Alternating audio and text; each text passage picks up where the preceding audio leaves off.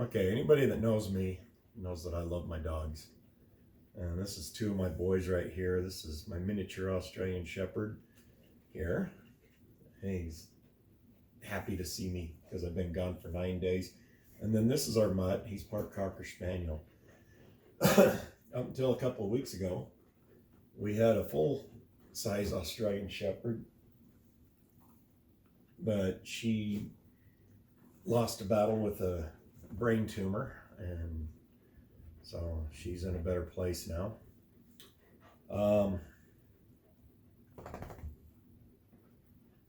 It was pretty tough because our dogs are just like our babies, and since we're not young kids anymore, my kids are grown. In fact, I've got grandkids that are about grown. But we recently were blessed with a new addition to the family. Come here, Classy. Classy, come here, Daddy. Yeah. Hi, baby. Come here. Turn around. Say hi to the camera. So this is our dog Frankie's niece. The breeder contacted us after we had to put down Frankie, and she just was inspired to give us this purebred Australian Shepherd. She's very unique. She has a blue and a brown eye, but she's registered, and she's recently come to live with us, and we are just really pleased. She's really good-natured dog, and even though I've only known her for a few hours, she loves her daddy, huh? Good enough for daddy? Yeah. Okay, she's camera shy. But anyway, and I got another addition, and I'll take you downstairs and show you this.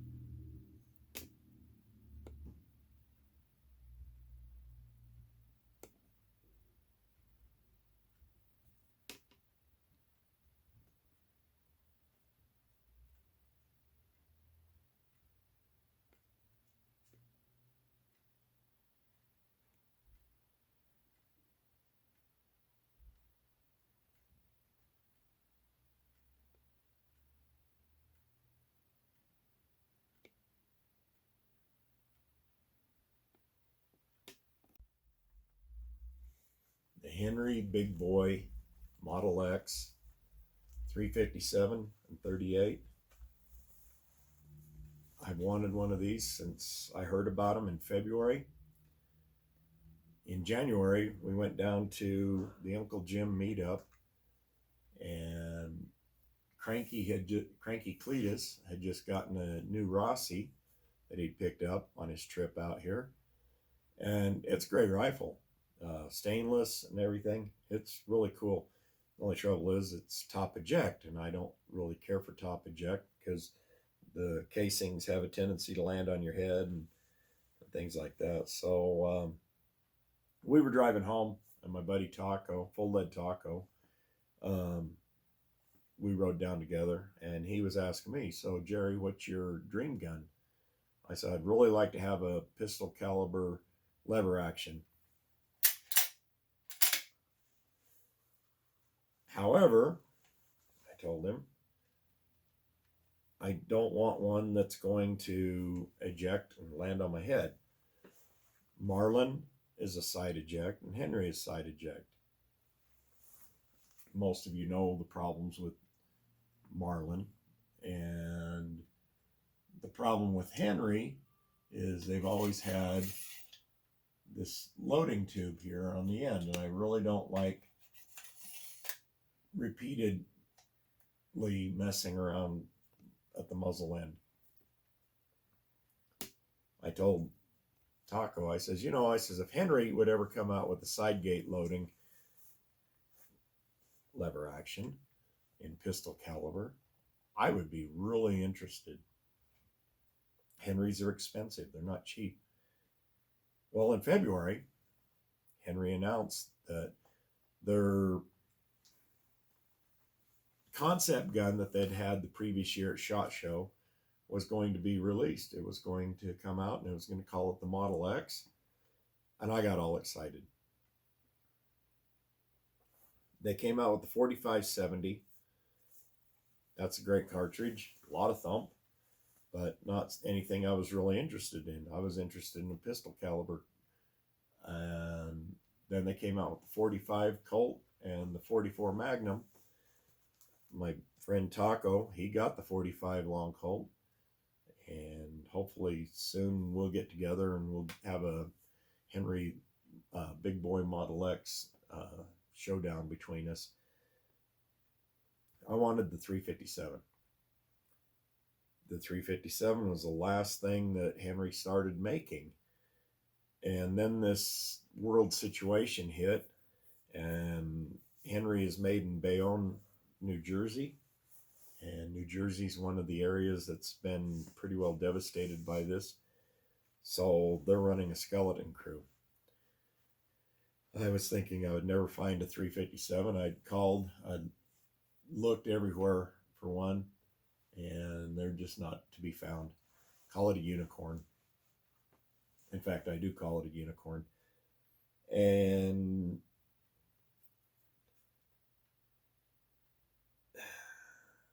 we got the paycheck protection, the PPP money, and it's basically just tax dollars that we've overpaid for years. So we got that. I had an influx of cash. I says, hey, now would be a really great time to find one of those 357s.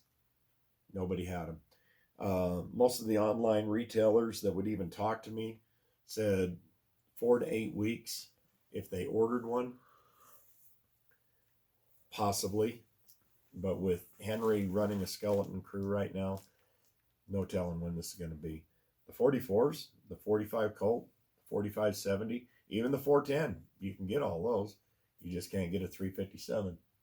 So I was on my way up to Montana this past week, and I was calling around. I was calling almost every name brand place. I was calling my local gun stores, stores in town and things. And no, nobody had one. As a last resort, I called Cabela's, our local Cabela's, in local, 60 miles away. And I called the gun counter and I asked, I says, do you have a Henry Big Boy X in 357? The guy says, dude, he says, this is your lucky day. He says, 10 minutes ago, I just took one off a truck. He says, I've only got one. So I tried to tell him what my credit card was and everything. Asked if he could hold it. He says, no, I can't hold it.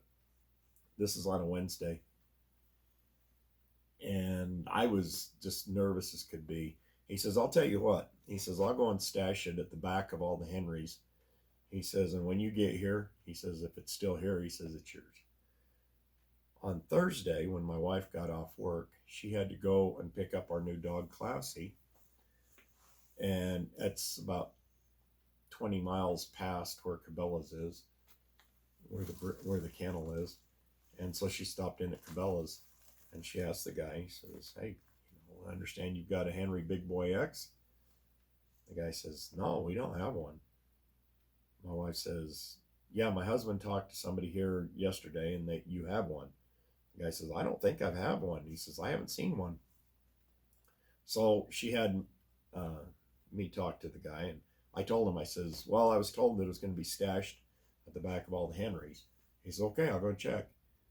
A few minutes later, he come back out, and we have a Henry Big Boy X. And my wife is a first-time gun owner. This is really a phenomenal rifle. It locks in position, as you saw. You pop it, and it comes unlocked. It can't fire at that point. And the action is relatively smooth. I would say it's on par with any other lever action, and it really is. I mean, it's a little clunky because it's two stage, 1, 2, and then come back 1, and then 2. From what everybody says, after about 400 or 500 rounds, these things are just as smooth as butter. And I'm going to take their word for it. Safety, Rossi has a safety here. Marlin has a push through safety. Where's the safety on this? Oh, it's right here. Yeah. Thumb on the hammer. Gradually let it down. There. Now it's safe. This got a hammer block safety, so even if it's down and you bump that, it can't go off. So it's a lot safer than having a push bolt or little twist thing that Rossi has. But I am just really thrilled. So I got home today, and the first thing I did is I came downstairs and I made up some dummy rounds. Let's find out if this thing. I have not tried this. In fact, I just finished dinner and we started recording this. But I'm going to try some 38s. I've got eight different 38 and 357s that are identical. The rifle will hold 8 38s and 7 357s, which is ironic because my Ruger GP 100 holds 7 357s. So I'll get used to that number 7 pretty soon. What I'm going to do is I'm going to load this up with some 38s, and I even put my name on there. It says, got my name.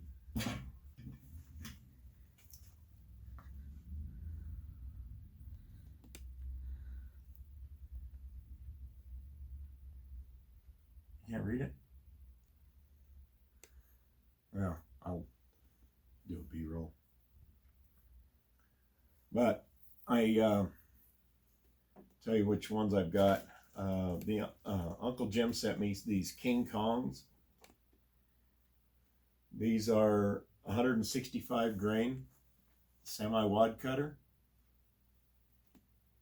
We'll put, you can see they are dummies, inert. I have no powder, no primer, and I've colored them so that I can identify them easier. This is the first bullet I put in. Okay, there's one.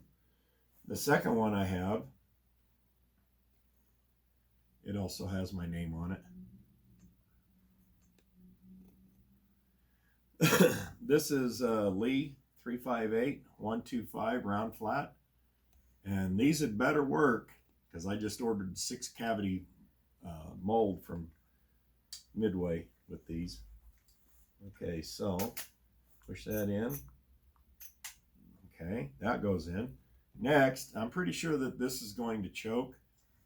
These are a double-ended wad cutter that Uncle Jim sent. These are 140 grain, I believe. 147 grain Western mold. I'm pretty sure that this is going to choke on these with 38s, but you look, there's nothing hardly sticking out. So let's put that in. There's 3. Then I have the Lyman 357-446. These are some that Gramps sent me, as well as the 358-125s. I powder coated all of the ones that Gramps sent me. This is my own version of purple. I think it worked out pretty good. These are 165 grain semi-wide cutter, flat nose. So we'll see how those work. This is kind of a longer design sticking out of the case. But how are you going to know what the rifle likes if you don't test everything? Next, I've got the 358-140. I call these the Tin Man bullets. Tin Man casted these up, and I believe he sent them to Uncle Jim, and then Uncle Jim sent them to me. But these are a 358-140 semi-wad cutter, almost like a truncated cone instead of a semi-wad cutter. But yeah, if they want to call it a semi-wad cutter, I'll take it. Okay. So, doesn't seem to want to go in. Try it again. Again, like I said, this is all new to me. I don't know why. Kind of hung up right here on the on the gate.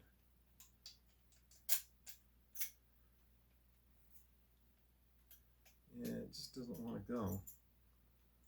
All right, well, might have to break in. So let's see if the 357446 Lyman chambers. Okay, that chambers.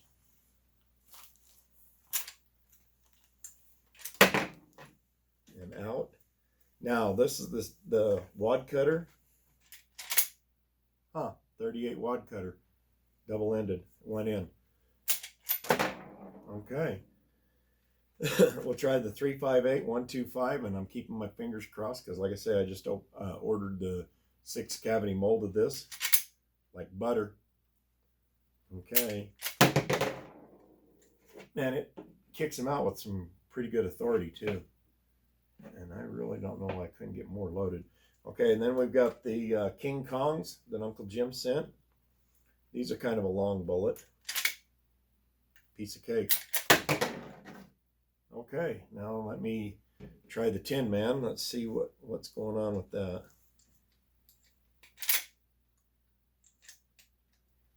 Yeah, for some reason it's just a little clunky going in. And then I have the Lee 358-148 wad cutter. These are a button nose wad cutter. Again, if these work, I'll be really happy because I like shooting these. Gramp sent these. It's got my old lead color on them. I just can't get that in just that last little bit. And then I have the Taco bullet. These are 183 grain, and I believe it's an NOE, and that's got a long ogive, so if anything's gonna hang up, it'll be that. And then one of my favorite bullets is the 358-156 Lyman.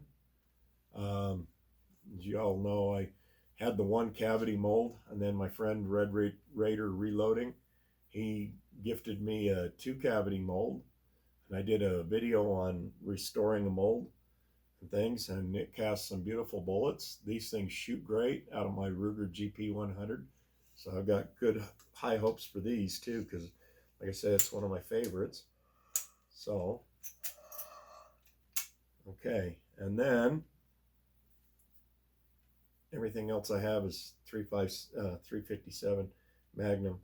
So let's see how the Tin Man works. Smooth. Oh no, that was the 358-156. I got these backwards. Now I have the Taco. Wow, long bullet, went right in. I mean, this isn't even hesitating. It's just just as smooth as can be. Now we got the 358-148 wad cutter. Okay, that kind of little bit of a hiccup. Not really. I mean, it went straight in, and they come straight out. So that's a good sign. I'm really starting to dig this. When Henry came out with the Big Boy X, they made some minor changes to the inner workings of these. I've heard some people with Henrys that have problems with certain bullets, but the Big Boy X, I haven't heard any negatives. Now let's see if the Tin Man goes in. Yeah, just okay. Fumble nuts.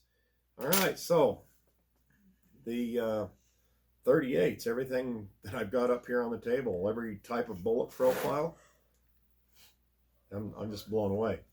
Okay, now this is the 165 King Kong and 357. And then I've got the 358-125 round flat. like I say, I've got high hopes for this one because that's the 6-cavity mold that I just ordered. Then I've got the 147 grain Western that Uncle Jim sent, button double-ended wad cutter. These are all feeding good, so now I'm getting a little bit more used to doing this, and I haven't done any of this stuff before I turn the camera on. In fact, I've only cycled this thing twice before I turned the camera on. Now I've got the Lyman 357446 165 grain semi-wad cutter. Okay, let's see, that's 1, 2, 3, 4, 5. Okay, number 6, the Lee 358148 wad cutter, full wad cutter, button nose that Gramps sent me.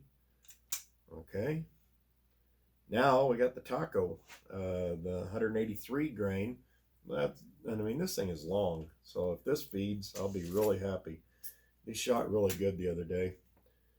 And let's see, 1, 2, 3, 4, 5, 6. That's number 7. Okay, so I'll have to do the last 3 later. Let's see if the Taco feeds. Okay, kind of a little bit of a hiccup there, but as you can see, it went in. Comes right back out. Full wad cutter, the 358148. That one went in without any hiccup. So Henry's will eat wad cutters. I'm just blown away. The Tin Man 358140. Okay, that one, that wasn't. Did I? Where did the Tin Man go?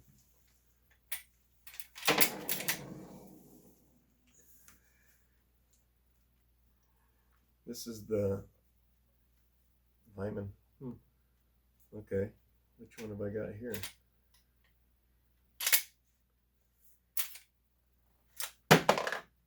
This is the other wad cutter. I didn't put in a Tin Man. Okay, here's another nice thing about lever actions. All right, the next is the 358125. Just as you can see. Okay, now I'm going to put the Tin Man in.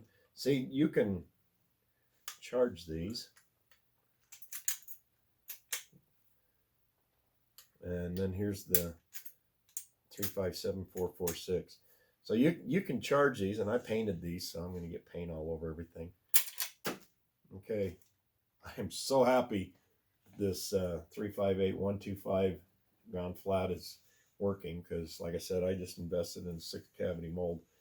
Now I have the 165 grain King Kong without any problem.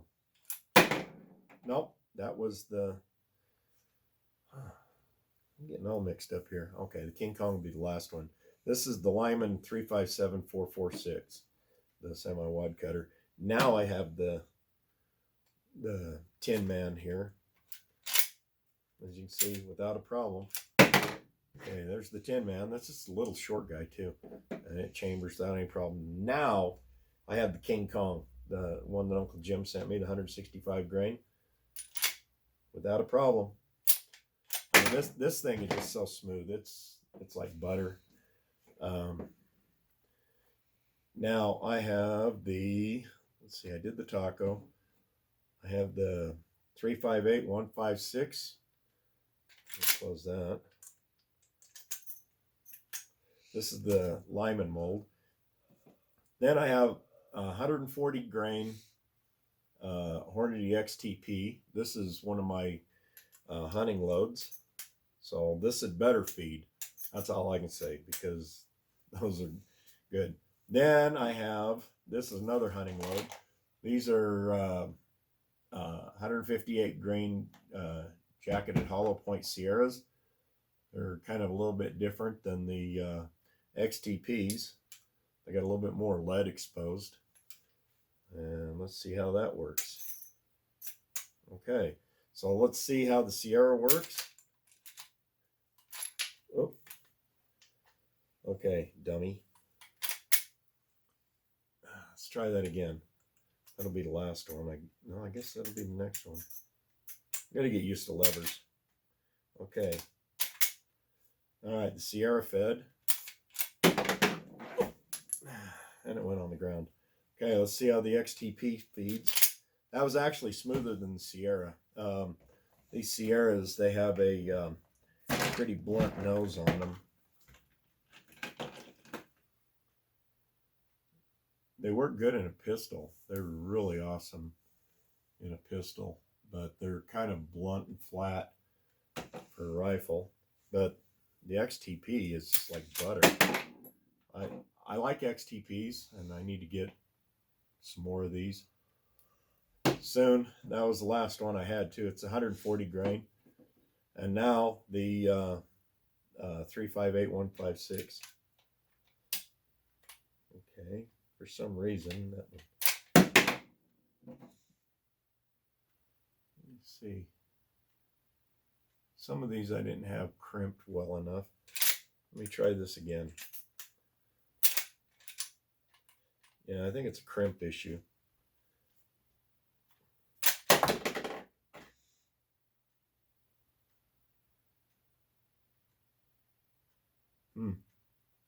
Okay, interesting. But you saw it here. The 38 with that bullet, it didn't seem to have any trouble.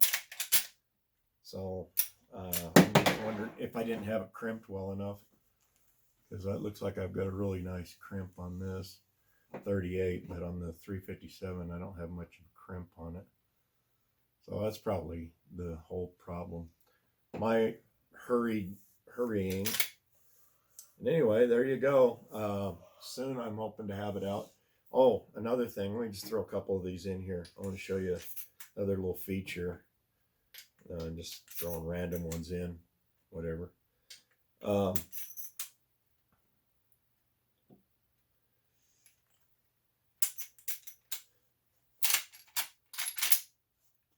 that one hiccuped on me again. Huh, that's too bad because I really like those.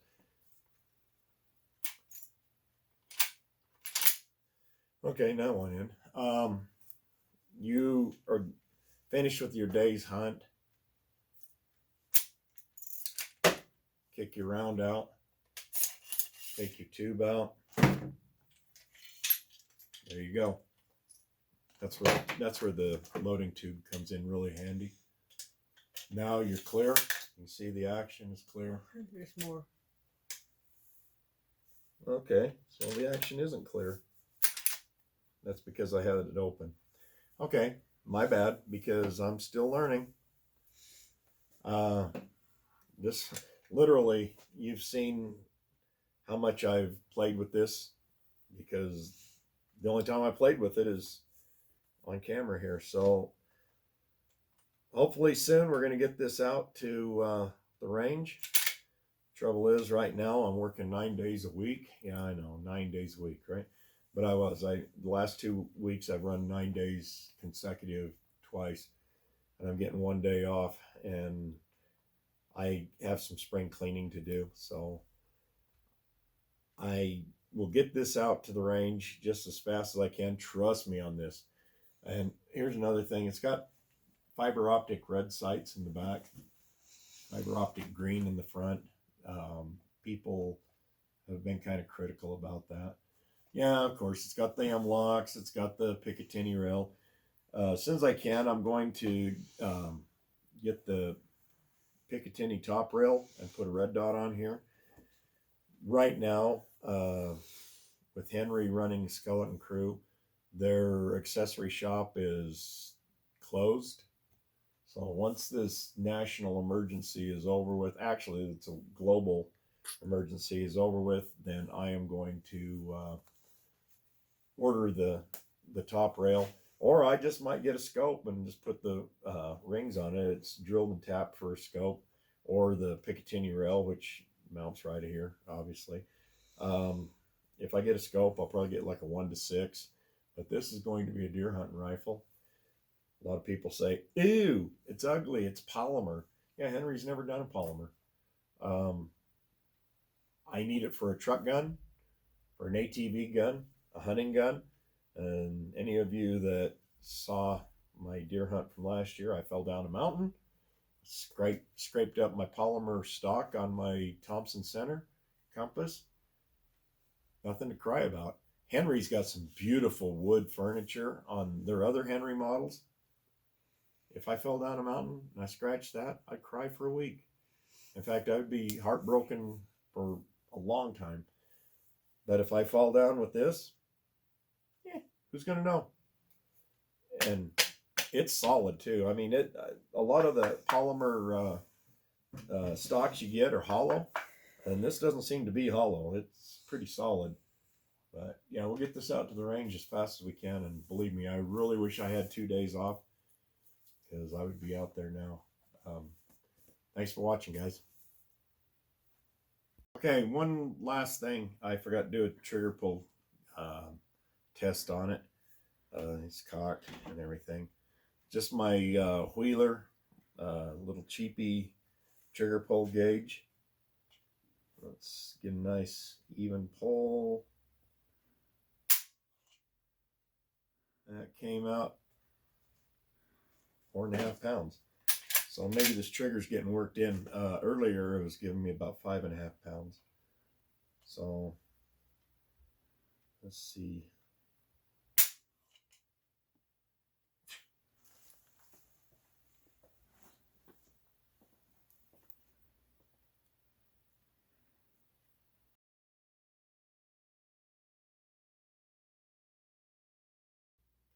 I guess we can call that 4.75 pounds. That's not bad. For a factory rifle, it's never been touched, and you've seen it operate. I pulled the trigger, I think that's probably the 5th time. So this action is getting smoother by the minute. I haven't even taken this apart and cleaned it yet. Oh yeah, I mentioned that this got a threaded barrel on it. So if I ever get a can, then we can make some quiet shooting. 5/8 24 threads.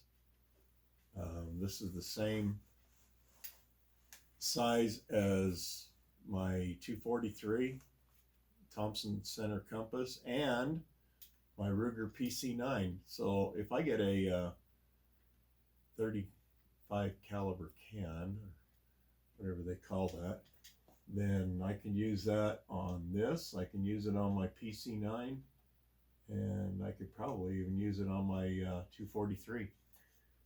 A lot of versatility. So now I just got to save up for the high expense of a can. So anyway, thanks for watching, guys. I am just my other edition. So you met Classy, meet Henry. Thanks, folks.